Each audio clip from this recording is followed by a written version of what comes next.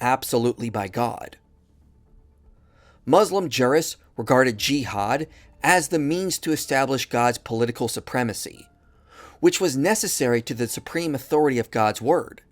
Jihad was not merely the extension of the abode of Islam, but also the enforcement of the politico-religious authority. Early Muslim jurists repudiated perpetual treaties with non-Muslims, referring to passages in the Quran like, "Take not the Jews and the Christians for friends." For Muslims, the world is seen in two abodes, the house of Islam, and all others are in the house of war. Anything not under the dominance of Islam is considered to be at war with the house of Islam. Revival movements that invoke Dar al-Islam usually focus on a stricter application of Sharia, which in turn leads to more conflict and persecution. Muslim preachers even note more conflicts and the subjugation of non-Muslims will follow if Islam grows. That is why when Muslims go and conquer the adjacent country, what do? We kill them all? No. The Prophet says, the first thing you do is call them to Islam. If they accept it, leave them. Khalas, they're Muslims. We go. We don't want your country. We don't want your land. We don't want your wealth. If they refuse, then tell them Allah obliged upon you to pay taxation, jizya. Stay kafir as you wish, no problem. But you have to give us a percentage, and you enjoy sitting in your homes and in your country and live your life normally. But the ruling is for Sharia. So you do not open nightclubs, you do not fornicate in the streets, you do not, no, Sharia rules, but you live your life, you marry, you have children, you enjoy your life, but publicly, Islam rules. If they refuse, then we have to fight. And if we fight you, then we capture you, you become our slaves, and we take your land, and you take where, because you refuse, I give you two good options. This is the strength of Islam. But nowadays, forget this. Maybe in the coming 40, 50 years, when the Muslims become strong as they're supposed to be, and they are focused and Islamically oriented. Grimm and Finke find similar results in their book in terms of persecution. We propose that the battle between Muslims over the understanding and enactment of Sharia law is closely related to the religious restrictions and persecution that often follow. Although this may be in part a reaction against the centuries of Western domination, we find that this is primarily a struggle within Islam, rather than with the West. Islam's dominance means people of the book must be fully submissive, but that is interpreted differently between different groups in Islam. Discrimination and persecution follow when certain Muslims feel that minority groups living under their rule have not fully submitted or may be conspiring to rebel.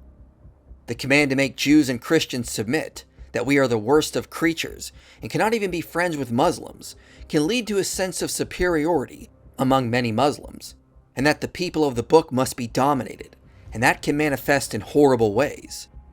Grimm and Finke say, in our analysis of the cases, we find that persecution in Muslim-majority countries is less often associated with ethnic conflict and more often associated with such things as the vision that differing religious groups have for their society.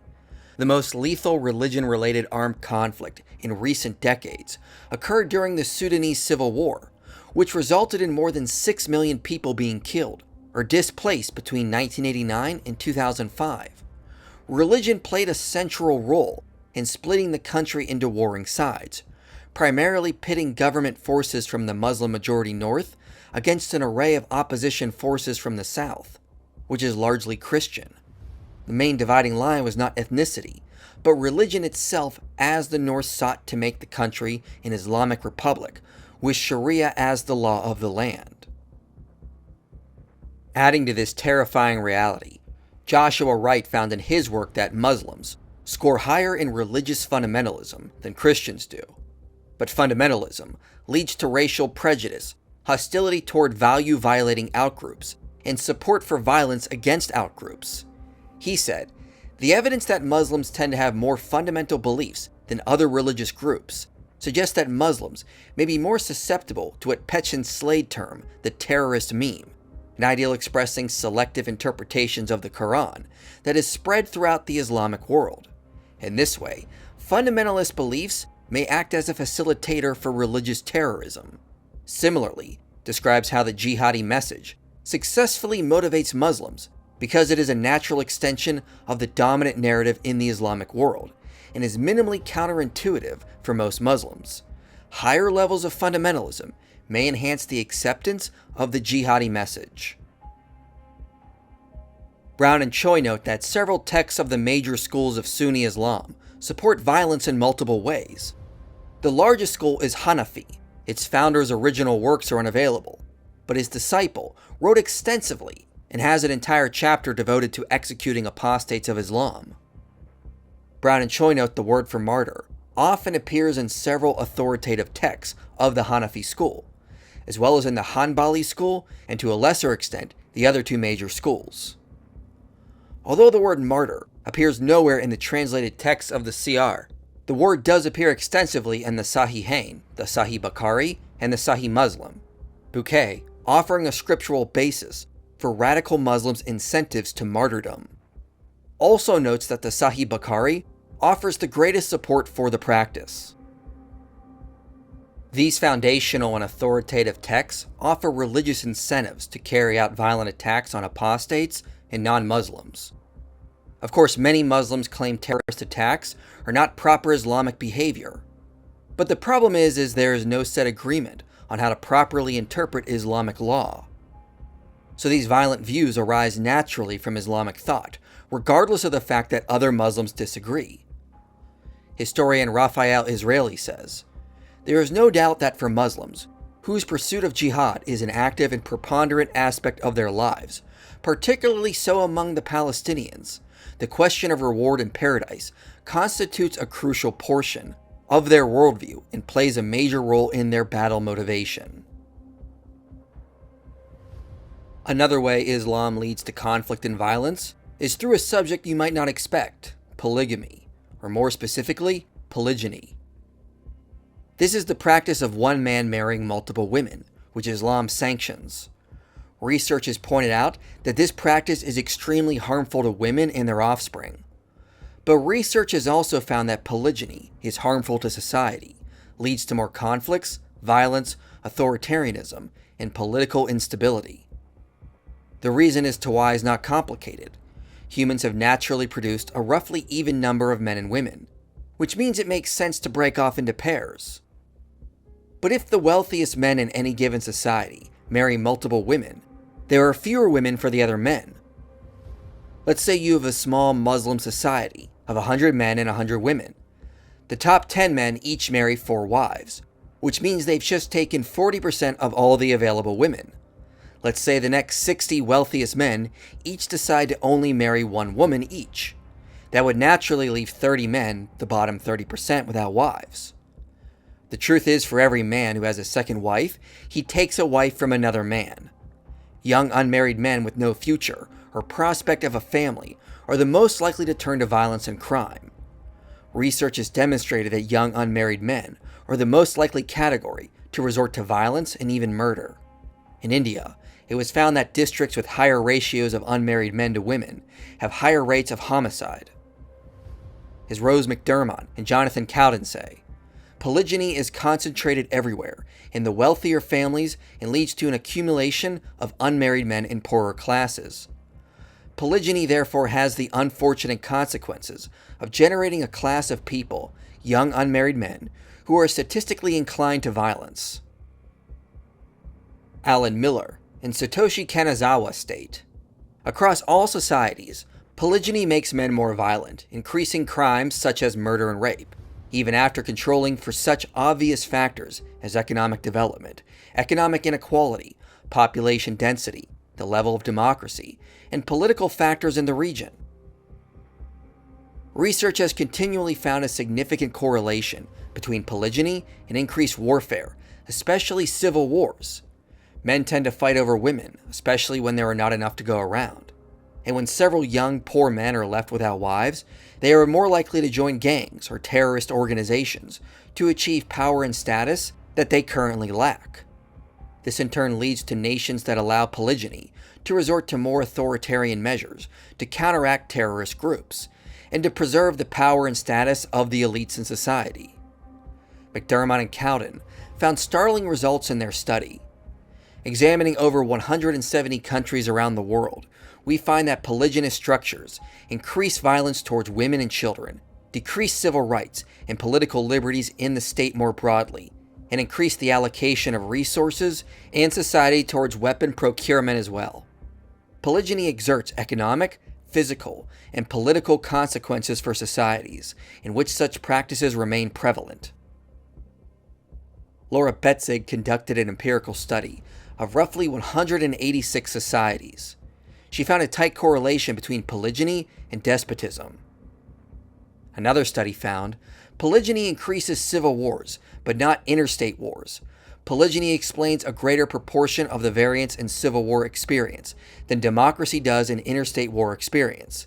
If the democratic peace is the first law of international relations, then polygyny may be the first law of intergroup conflict. Hudson and DeBoer found that sex ratio imbalance, which is a natural result of polygyny, is associated with repressive and authoritarian regimes, as well as less even wealth distribution, whereas banning polygyny has been shown to increase savings by 70% and increase output per capita by 170%. Humans are a pair bonding species. We are meant to break off into pairs to create families. But when we deviate from this and practice polygamy, societies break down in multiple ways. Treating women like objects to be collected by rich and powerful men, and leaving a large population of young and poor men without wives, has dark ramifications. But remember, Islam sanctions polygyny, and can even be seen to encourage it, since Muhammad took multiple wives, and he is said to be an excellent moral example who Muslims should imitate. These Islamic teachings directly lead to less optimal societies and increased violence. As Miller and Kanazawa note, it is the combination of polygyny and the promise of a large harem of virgins in heaven that motivate many young Muslim men to commit suicide bombings. Consistent with this explanation, all studies of suicide bombers indicate that they are significantly younger than not only the Muslim population in general, but other non-suicidal members of their own extreme political organizations, like Hamas and Hezbollah, and nearly all suicide bombers are single. Islam's propensity towards violence, conflict, discrimination, and authoritarianism is nothing new. This is how Islam began and is manifested throughout history. Let's remember that Muhammad was a warlord. He personally participated in 27 campaigns and directed another 59 during the last 9 years of his life. He even used the spoils of raids to lure people to Islam by playing on their greed. Robert Hoyland says, Muhammad initially attempted to spread his message solely by preaching, but he received a hostile reception from most of his fellow Meccans and had to make a journey in search of refuge, ending up in the nearby oasis town of Medina. The time of peaceful preaching was over now. He decided, and it was time to use force to carry out what he perceived to be God's will. To cover some examples, Ibn Ishaq tells us of a man named Abu Afaq, an elderly man, who wrote a poem criticizing people for becoming Muslims. Muhammad demanded that he be killed, and so the old man was murdered in his sleep. Then a woman named Asma heard what the Muslims had done, and so she wrote a poem calling for people to stand against Islam. Muhammad ordered that she be killed as well. When the murderer reported back to Muhammad, he said, 2 goats won't butt their heads about her. The Jews of Qurayza resisted Muhammad's authority. Muhammad's army surrounded them and besieged them for 25 nights. After they achieved victory, we read then the apostle went out to the market of Medina, which is still its market today, and dug trenches in it. Then he sent for them and struck off their heads in those trenches, as they were brought out to him in batches. There were 600 or 700 in all, though some put the figure as high as 800 or 900. Every boy who had reached puberty was killed. Muhammad divided the women, children, and property among his soldiers, taking 1/5 of the spoils for himself. As Muhammad continued his conquest, he allowed his men to take the wives of those they defeated in battle as sex slaves. We even see sleeping with sex slaves as sanctioned in the Quran. According to Sahih Muslim, he planned to forcibly expel all the Jews and Christians from Arabia, and it was completed shortly after his death. After he finally died, his companions carried out one of the largest campaigns of conquest and violence the world has ever seen. Many civilians were killed, tortured, or enslaved. When they came to Cyprus, Hoyland says, the Arabs roamed freely across the mountains and the plains, hunting for plunder and slaves. They winkled the natives out of the cracks in the ground, like eggs abandoned in the nest. The Arabs ravaged all the lands of Armenia, Albania, and Sunik, and stripped all the churches. They seized as hostages the leading princes of the country and the wives, sons, and daughters of many people. One monk recorded, their robber bands went to distant parts into the islands, bringing back captives from all the peoples under the heavens. From the Hindu Kush, they demanded an annual tribute of apparently 1,000 of their most beautiful boys, each one holding in his hands a golden cup, a delicious taste for Muslims of the delights of paradise. When slave revolts occurred, the Muslim conquerors complained, "Our slaves are rebelling against us," complained the Kufan notables, "yet they are our booty, which God has granted us together with these lands." The Islamic slave trade continued to operate from the 7th century until the 20th century, when it was shut down due to Western pressure. Over 11 million Africans were kidnapped and taken to Islamic lands. The Muslim armies worked their way across North Africa, into Spain, present-day Turkey, and through Central Asia.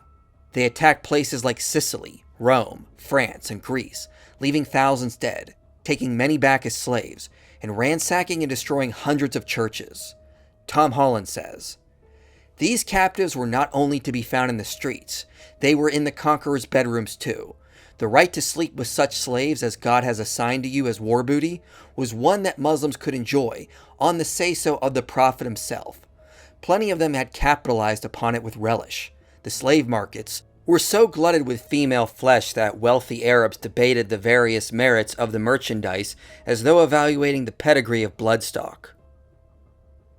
Persecution of Jews and Christians occurred under several Muslim rulers, like Fatimid Caliph al-Hakim, the Almohads, the Mamluk Sultanate, and the Ottomans. Moses Maimonides, a Jewish scholar, wrote, "God has entangled us with this people, the nation of Ishmael, who treat us so prejudicially, and who legislate our harm and hatred. No nation has ever arisen more harmful than they, nor has anyone done more to humiliate us, degrade us, and consolidate hatred against us." The Ottomans instituted a policy called the Devshirme. Soldiers raided through the Balkans and took Christian boys, forcibly converted them to Islam, brainwashed them, turning them into slave soldiers for the Ottomans. It is estimated that while this policy was in place, somewhere between 500,000 to 1 million Christian boys were kidnapped and enslaved by the Ottomans. There are dozens upon dozens of examples I could cover. Islam's origins and history matches what we find in the sociological research. It is a religion replete with conquest, enslavement, terror, and crimes against humanity. And it is a religion determined to continue war until the end.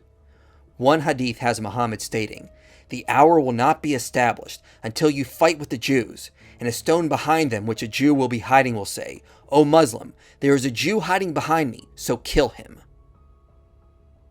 Islam is a religion that will bring chaos and destruction the more it spreads, and this is because of what Islam inherently teaches. Davis Brown says, "Islamic law is frozen at a time when Islamdom was very strong and successful, its technology equivalent or superior to that of its rivals, its higher learning flourishing, its military campaigns largely successful, and Islam itself being propagated rapidly. These characteristics naturally induced a historical perception of self-superiority, and that perception has strongly influenced the Islamic perception of otherness. In Islam, the other consists of the forces of deception, unbelief, and shirk, as opposed to the forces of the straight path and submission to God. Such a worldview is a recipe for Islamic hostility towards non-Islam." Now, it is true that other civilizations have engaged in genocide, slavery, and crimes against humanity. The West, for example, has its problems and history of crimes. But the sociological research supports the notion that this was not as tied to religion, like what we see with Islamic culture. Christianity has not created the same negative effects that come out of Islam, and has generated a ton of moral progress. The truth is, if you are promoting and spreading Islam, you are making the world a worse place. Because there is no denying that the more Islam spreads, the worse things will be for humanity. Perhaps we should hope this one hadith turns out to be true. Verily, Islam started as something strange, and it would again revert to its old position of being strange, just as it started, and it would recede between two mosques, just as a serpent crawls back into its hole. You made it to the end of this